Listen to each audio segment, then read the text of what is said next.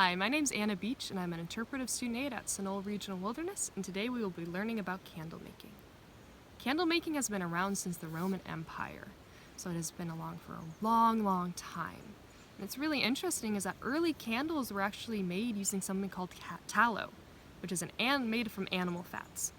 And it wasn't really the most preferred method of making candles because it burned really stinky. And actually, at certain points in history, there were laws against burning tallow candles. But nowadays, we use something called paraffin wax, which was actually created in the 1800s. So this is really important because the Gearys, who settled here in the late 1800s, would have used something like paraffin wax to make candles. And a lot of early European settlers also used this. Today, I will be demonstrating on how to make paraffin wax candles. Here are some of the things you will need to make them. You will need a bucket of water, a container to heat up your paraffin wax in, a long stick, some cotton string, and a flat board to be able to roll out your candle once you're done. Using the cotton string, you will attach it to the stick and you will dip the string between your melted paraffin wax and your bucket of water.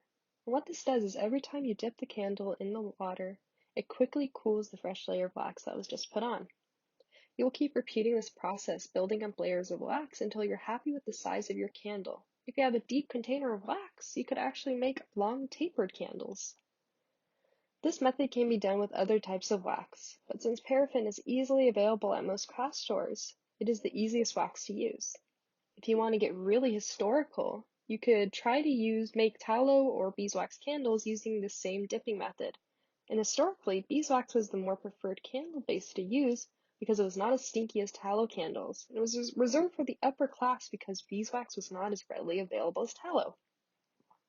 Once you've built up enough layers of wax on your candle, you will do your last final dip into the water bucket and you'll use a flat board and actually use it to roll your candle on to give it a more uniform shape.